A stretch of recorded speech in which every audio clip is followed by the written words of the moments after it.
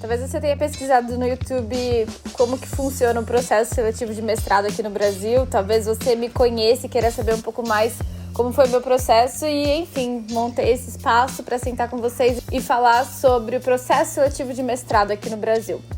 Eu quero trazer um pouco da minha experiência, né? Então, tudo que eu falar aqui é a partir do que eu vivi, mas também, eventualmente, eu consigo comentar sobre algumas diferenças, alguns processos que são diferentes de outros.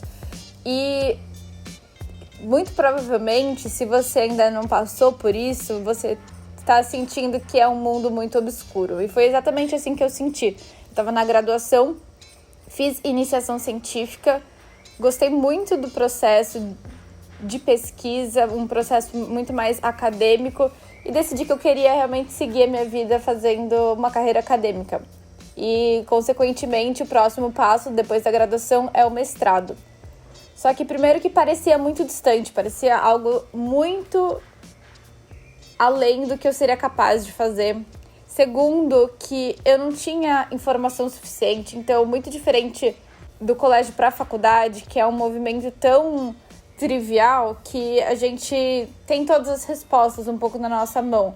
A gente pode se questionar sobre o que a gente quer fazer na faculdade, mas se você sabe que, enfim, existem os vestibulares, existe, por exemplo, a FUVEST para entrar na USP, existe o Enem, existe cursinhos, enfim. E no mestrado não. Acho que, dependendo do seu curso, a taxa de pessoas que decide ir para o mestrado depois da graduação é muito pequena. Então, a gente carece um pouco dessa informação. E a primeira coisa que eu fiz quando decidi que eu queria ir para o mestrado foi pesquisar aqui no YouTube como que é um processo seletivo de mestrado. E eu confesso que eu não achei muitas coisas. Então, eu queria conversar com vocês sobre isso. Então, o primeiro passo foi decidir que eu queria fazer mestrado. O segundo passo foi decidir onde que eu queria fazer. Então, eu tinha que entender um pouco o que eu queria pesquisar, porque não necessariamente o seu mestrado ele tem que ser na mesma área da sua graduação. No meu exemplo, eu estou me formando em cinema. Minha graduação é em comunicação social com habilitação em cinema. Mas eu poderia tanto tentar o mestrado na área do audiovisual, na área de cinema, quanto poderia tentar o mestrado na área da filosofia, que foi o que eu fiz. Poderia tentar um mestrado na área da história. Isso vai depender muito do tipo de abordagem que você quer ter na sua pesquisa. Inclusive, pode agregar muito você ser de uma área e decidir fazer o mestrado em outra área, mas isso, enfim, não é necessário, mas é uma possibilidade. Então, você precisa escolher não só a área que você quer cursar, mas qual faculdade que você quer fazer o seu curso de pós-graduação. E aí, outra questão que a gente precisa discutir, vou fazer um adendo, pós-graduação. O que é? Você se forma na graduação. Tudo que vem depois da graduação pode ser um curso... Emma! Vem pra cá. Pode ser um curso de pós-graduação. Isso pode incluir, enfim, pós-graduações no geral. Você vê muitos cursos com o nome de pós-graduação. São cursos que você precisa ter tido a graduação para poder fazer. E assim que você se forma nessa pós-graduação, você vira um especialista naquele assunto. Ou você pode ter os cursos de pós-graduação de mestrado e doutorado. O mestrado seria essa primeira etapa e o doutorado seria essa segunda etapa. Talvez uma terceira etapa fosse o pós-doutorado. E você não necessariamente precisa seguir essa escadinha. Tá, eu sou dramática, mas olha o tamanho do bicho que tava vindo pra cima de mim. E eu tô bem nervosa agora nesse momento. Olha isso. Jesus amado. E só mais um pouquinho da minha cara de nojo, no momento que minha cachorra tava mastigando o bicho e eu não sabia muito bem como reagir. Emma, para! Deixa. Respira, respira, respira. Volta no foco.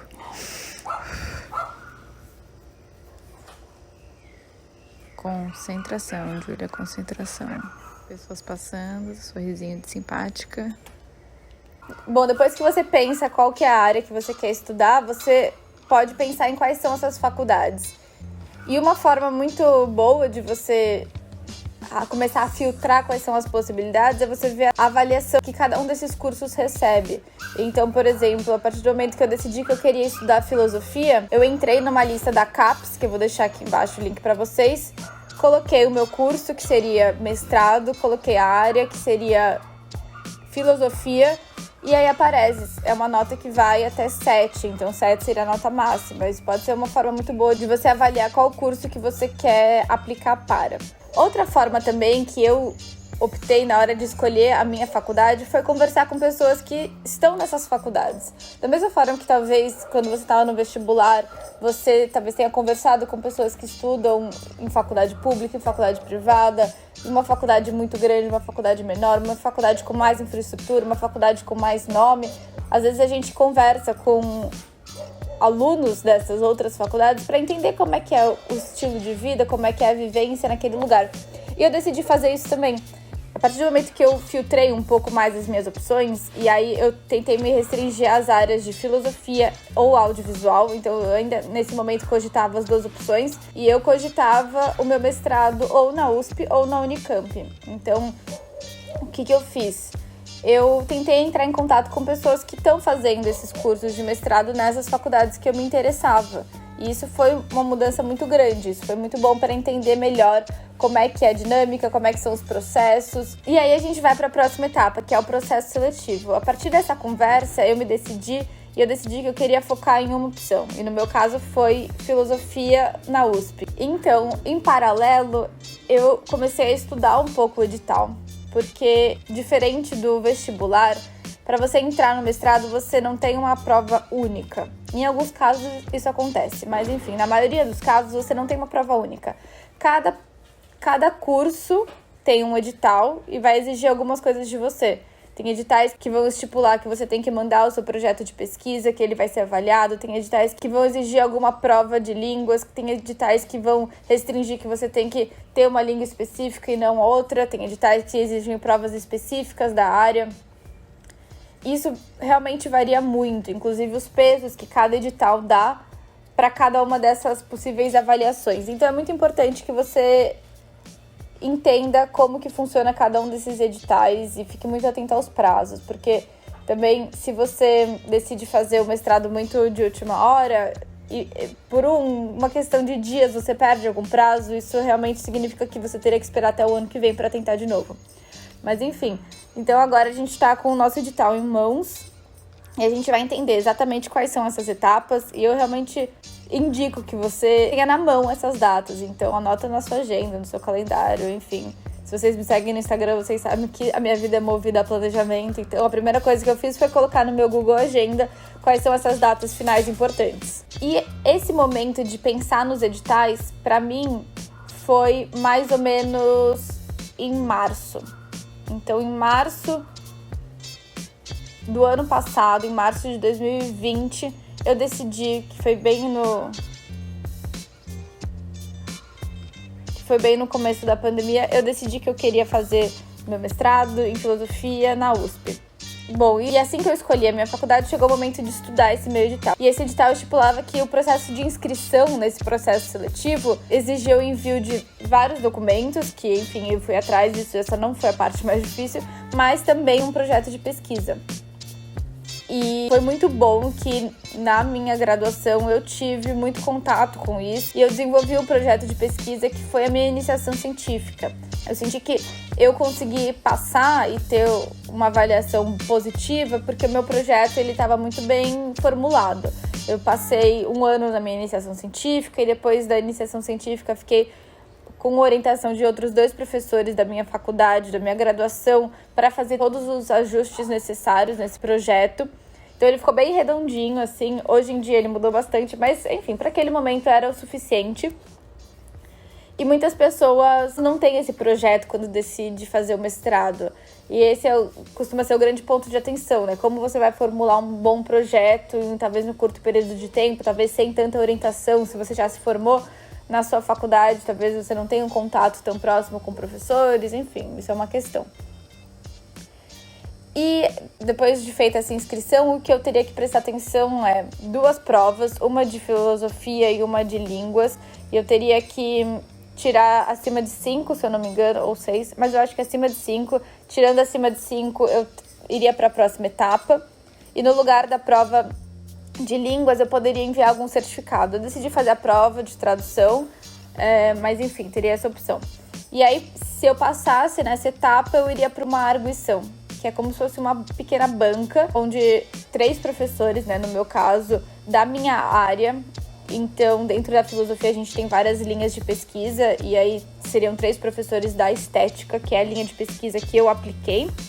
3 professores avaliariam o meu projeto, então eles leram o meu projeto e durante 15, 20 minutos, foi uma coisa super rápida, eles fizeram algumas perguntas e eu tinha que estar um pouco preparada, assim, eu não tinha que saber responder, mas também ter noção de quais eram os meus pontos fracos, quais eram as fraquezas do meu projeto, ter consciência disso era muito importante. Mas enfim, a gente fala um pouco mais pra frente. E aí eu queria estudar um pouco esse edital para saber como que eu deveria me preparar para ele. E a coisa que realmente eu fiquei mais preocupada foi essa prova de filosofia. Porque eu não tenho a minha graduação em filosofia. E se você decidir fazer o seu processo em outra área, você não tem a graduação nessa área. E realmente algumas pessoas falaram, Júlia, melhor você fazer a graduação na filosofia para depois tentar. Não alunos, mas alguns professores me falaram isso.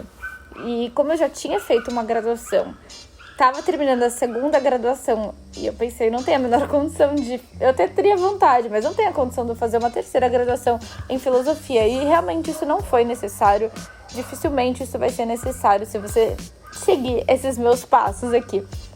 Então, eu tive que me preparar para essa prova de filosofia. E esse momento foi... Isso pode valer se você decide fazer um mestrado em História, para se preparar para a prova de História, enfim. Só que tem um problema. Muitos editais, eles te entregam como que você tem que estudar para essa prova. Então, por exemplo, um edital de História pode falar, a bibliografia básica da sua prova vai ser esse texto, eventualmente materiais extras, filmes, enfim, no audiovisual você tem alguns filmes. E normalmente é por aí que você começa a estudar, você começa a ter contato com essa bibliografia, enfim. Só que na prova de filosofia a gente não tem bibliografia básica, então eu comecei a dar uma pequena surtada. Porque como que eu ia saber o que estudar se eu nem vim da área, enfim, né? E aí nesse momento foi muito importante o contato com as pessoas que estavam no mestrado, porque elas tinham passado por essa prova e sabiam um pouco como é que era. E o que eu fui entendendo primeiro, né? Talvez isso realmente estivesse no edital, mas não ficou claro para mim, então foi muito bom ter conversado, que foi saber que a prova de filosofia, ela não era uma questão, assim, uma prova para todo mundo. Você recebia a prova com 6 questões, que são as 6 áreas, 6 linhas de pesquisa, e você só escolhe uma linha de pesquisa para responder uma questão aberta de umas 5 a 10 páginas, eu não me lembro exatamente. Então, né, isso já restringe um pouco, né, as minhas opções. Isso já restringe um pouco, enfim, pelo menos o tema do que eu tenho que estudar. E o que seria óbvio? A minha linha de pesquisa é estética, é o que eu quero estudar, eu teria que fazer a prova de estética. Mas não, isso não era necessário. Você não precisa fazer, no meu caso, né, na filosofia, você não precisa fazer a prova da área que você quer cursar, da área que você quer estudar, pesquisar. Acho que tem algumas exceções, talvez em lógica, mas... Daí E quando eu descobri isso, eu falei, tá, mas mesmo assim, né? Quero fazer a prova de estética. E conversando com as pessoas, muita gente falou, não, Júlia, não faça a prova de estética, porque se você não vem da filosofia, é muito mais fácil você estudar filosofia política do que estética. Porque filosofia política a gente tem um pouco no colégio, então alguma base eu tinha. Na estética...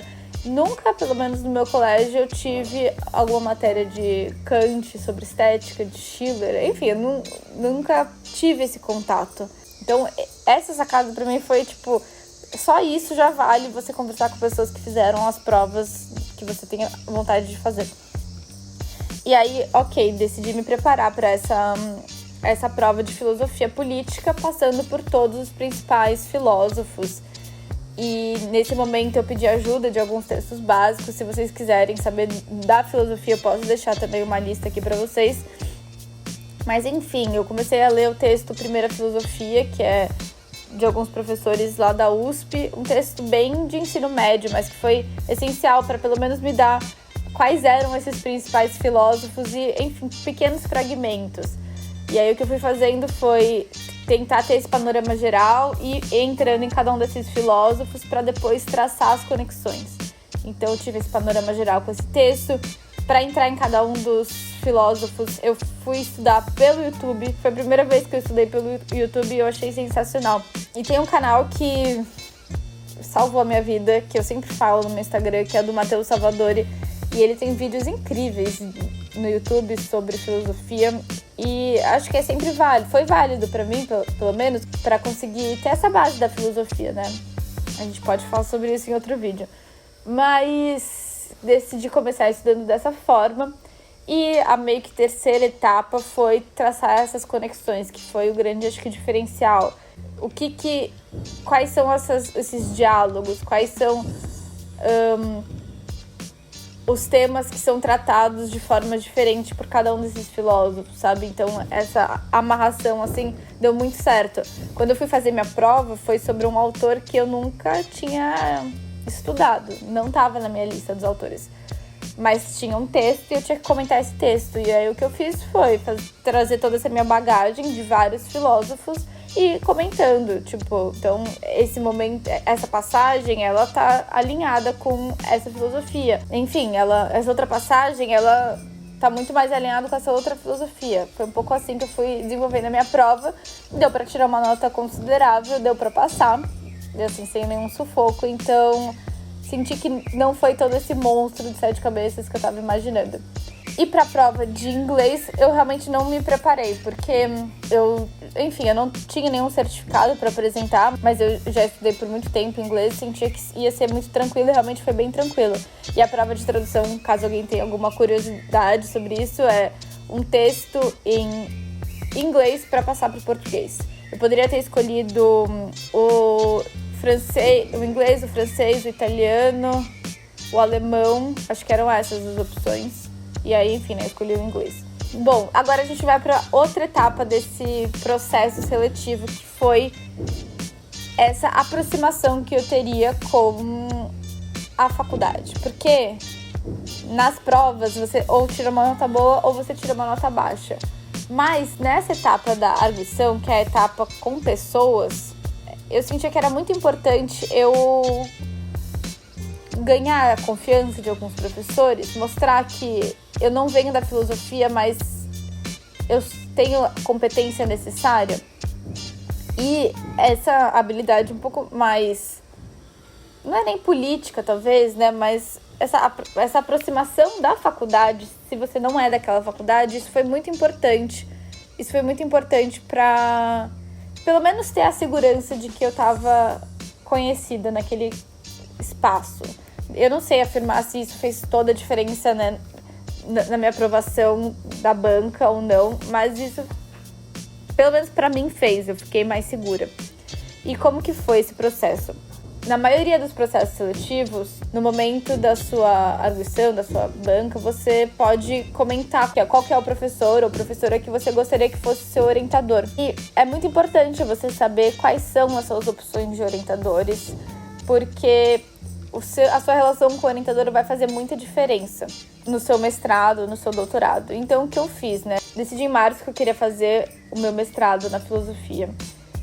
Só que em março não dava tempo suficiente de me inscrever em algumas aulas como ouvinte, porque você pode, né? Dependendo da matéria, o professor ele deixa você assistir a aula deles como ouvinte. E a maioria dos professores que orientam também são professores que dão aula, né? Então, eu já tinha um pouco perdido esse prazo, mas eu fiquei muito atenta para em junho, julho, assim que abrissem, enfim, as novas matérias, né, do segundo semestre, eu queria me aproximar mais de alguns professores que eram da estética, talvez no período que eu queria estudar, talvez, enfim, uma coisa um pouco mais próxima com o cinema. E eu cheguei em algumas opções de professores, especificamente em mandei um e-mail para ele, me apresentando, falando que eu tinha o interesse em conhecer um pouco mais sobre o programa da filosofia. Falei que eu não venho da filosofia, que eu vinha do cinema, mas que, enfim, esse era meu projeto. Em nenhum momento eu falei, oi, que esse é meu orientador, mas tentei me apresentar e, pelo menos, trocar uma ideia, né? Enfim, trocar alguma experiência. E eu recebi resposta de todos os professores que eu mandei e-mail. Isso foi um primeiro contato muito bom. E um deles falou, legal, Julia, não falou pra gente conversar, nem leu meu projeto, mas falou, vem assistir umas aulas comigo. E aí no segundo semestre eu comecei a assistir aula e eu era uma aluna que participava bastante. Então ele realmente me conheceu. No momento da banca, esse professor, ele tava na banca. Então eu não era uma pessoa completamente desconhecida, sabe? Ele sabia que eu tinha muito interesse, que eu era muito dedicada. Eu fiz os trabalhos da disciplina, então eu não fiz só como ouvinte sem fazer, né, os trabalhos. Eu realmente peguei meu trabalho final e no final deu tudo certo. No final fui aprovada, mas foi um pouco esse o meu processo. E um último comentário é que esse foi o meu processo. E esse processo ele é semelhante com vários cursos de pós-graduação, principalmente na área de humanas, eu acho. Mas se você quer ir pra fora, o processo é muito diferente. E até onde eu sei, o curso de economia também é diferente. Eu só sei isso porque, enfim, meu namorado fez mestrado em economia e o esquema é totalmente diferente. É como se fosse uma FUVEST, todo mundo faz a mesma prova, tem a classificação, algumas faculdades chamam os primeiros colocados. Você não precisa ter projeto, ele já fez 1 ano de mestrado, ele não tem um projeto ainda, porque isso é etapa do ano seguinte, bem diferente do que eu falei aqui, né? Então, enfim, um ponto de atenção. Se vocês gostaram desse tema, assistiram até aqui, eu fico muito, muito feliz. É um assunto que eu gosto muito de compartilhar, porque eu tive muitas dificuldades, então esse vídeo ficou longo, mas ficou denso, ficou útil para quem tá nessa mesma situação do que eu. Se você tiver qualquer dúvida, pode deixar aqui nos comentários, pode me chamar pelo Instagram, que eu sempre respondo. E boa sorte, espero realmente que você consiga passar no seu mestrado. E obrigada por assistirem até aqui. Até mais.